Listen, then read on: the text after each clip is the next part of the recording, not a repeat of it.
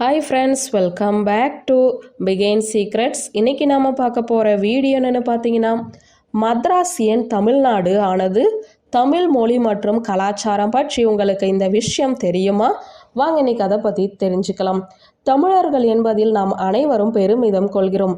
ஏனெனில் தமிழ் மொழி, தமிழர் பண்பாடு மற்றும் கலாச்சாரம் என தமிழ்நாடு பல தனிச்சிறப்புகளை கொண்டுள்ளது. தமிழ்நாடு நாள் என்பது தமிழருக்கு என்று தனி தாயகம் அல்லது மாநிலம் உருவான நாளை குறிப்பிடும் நாளாகும். இந்திய விடுதலைக்கு பிறகு மொழி வாரியாக மாநிலங்கள் பிரிக்கப்பட வேண்டும் என்ற கோரிக்கை வலுவாக எழுந்த நிலையில் அதை இந்திய ஒன்றிய அரசு ஏற்க மறுத்து வந்தது. ஆனால் இந்த கோரிக்கை முதலில் ஆந்திர மக்களால் கடுமையாக செயல்படுத்தப்பட்டது. இதனால் நாடு முழுவதும் பல கலவரங்கள் ஏற்பட்டன. இந்திய ஒன்றிய அரசு வேறு வழியின்றி நவம்பர் 1, 1956 இந்தியாவை மொழிவாரி மாநிலங்களாக பிரித்தது. இதன்படி சென்னை மாநிலத்திலிருந்து மலையாளம், தெலுங்கு மற்றும் கன்னட மொழிகள் பேசிய பகுதிகளை கொண்டு கேரளா, ஆந்திர பிரதேசம், மைசூர் மாநிலங்கள் பிரிக்கப்பட்டன. சென்னை மாகாணத்தின் எஞ்சிய பகுதிகளும் திருவிதாங்கூரின் தமிழ் பகுதிகளும் இணைக்கப்பட்டு சென்னை மாகாணம் பிரிக்கப்பட்டது. மொழிவாரி மாநிலங்கள் பிரிக்கப்பட்டதை தொடர்ந்து ஆட்சிக்கு வந்த திமுக அரசு 18 ஜூலை 1967 அன்று மദ്രാஸ் மாநிலம் என்பதை அதிகாரப்பூர்வமாக தமிழ்நாடு என்று பெயர் மாற்றம் செய்தது. இதை செய்தது அன்றைய முதலமைச்சரான பேரறிஞர் அண்ணா. சென்னை மாநிலத்தை மொழிவாரியாக பிரித்த நாளான நவம்பர் 1ஆம் தேதி தமிழ்நாடு நாளாக கொண்டாடுவதற்கான அரசாணையை தமிழ்நாடு அரசு அக்டோபர் 25, 2019 அன்று அரசாணை வெளியிட்டது. அதன்படி தமிழ் வளர்ச்சித்துறை சார்பில் 10 லட்சம் ஒதுக்கப்பட்டு 2019 நவம்பர் முதல் நாளில் அரசு விழா கொண்டாடப்பட்டது. இந்த நிலையில் 2021 புதியதாக பொறுப்பேற்ற மு.க. ஸ்டாலின் தலைமையிலான திமுக அரசு சென்னை மாநிலத்தின் பெயரை தமிழ்நாடு என்ற மாற்று சட்ட பேரவையில் தீர்மானம் நிறைவேற்றிய திமுக ஜூலை 18 அன்று தமிழ்நாடு விழா கொண்டாடப்படும் என அறிவித்து அரசாணை வெளியிட்டப்பட்டது. இதை பல அரசியல் கட்சி தலைவர்களும் எதிர்த்தனர். தமிழர்களின் கலாச்சாரம் தமிழ் மக்களின் பண்பாடாகும். தமிழ் கலாச்சாரம் இந்தியா, இலங்கை, மலேசியா, சிங்கப்பூர் மற்றும் உலகம் முழுவதுமே தமிழர்களின் வாழ்க்கை வழிகளில் வேரூன்றி உள்ளது.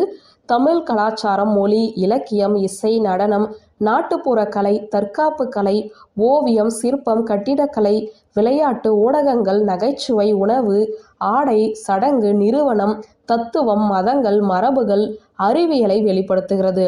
தமிழர் பண்பாடு தமிழ் மொழியின் ஊடாகவும் தமிழர் தாயக பிணைப்பின் ஊடாகவும் தமிழர் மரபுகள், வரலாறு, தமிழ் இலக்கிய படைப்புகள், கலைகள் ஊடாகவும் சமூக, பொருளாதார, அரசியல் தளங்கள் ஊடாகவும் பேணப்படும் தனித்துவ பண்பாட்டு கூறுகளை குறிக்கும்.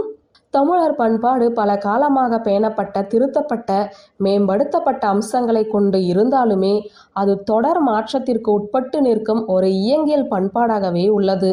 தமிழ் மொழி மிகவும் பழமையான மற்றும் தொன்மையான மொழியாக இருக்கிறது. இது தமிழர்களின் தாய்மொழியும் கூட.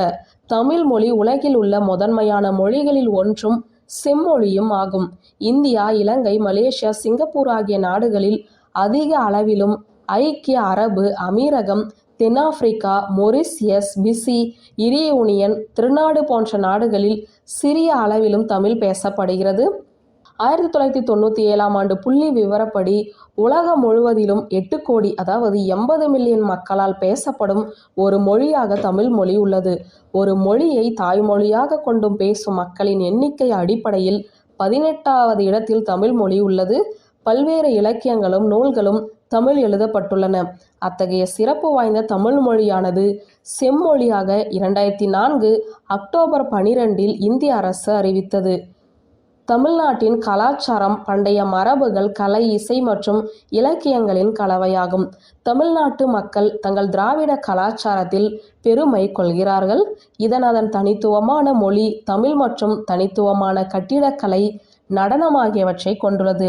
தமிழ்நாட்டின் பாரம்பரிய விளையாட்டாக ஜல்லிக்கட்டு உள்ளது. தமிழ்நாட்டின் சில பகுதிகளிலும், குறிப்பாக மதுரைக்கு அருகில் உள்ள அலங்காநல்லூர் ஜல்லிக்கட்டு என்று அழைக்கப்படும் ஜல்லிக்கட்டு மற்றும் பொங்கல் பண்டிகையின் போது ஆண்டுக்கு ஒரு முறை நடத்தப்படுகிறது. வியூவர்ஸ், இந்த வீடியோ உங்களுக்கு பிடித்திருந்த லைக், கமெண்ட், ஷேர் பண்ணுங்க. நன்றி.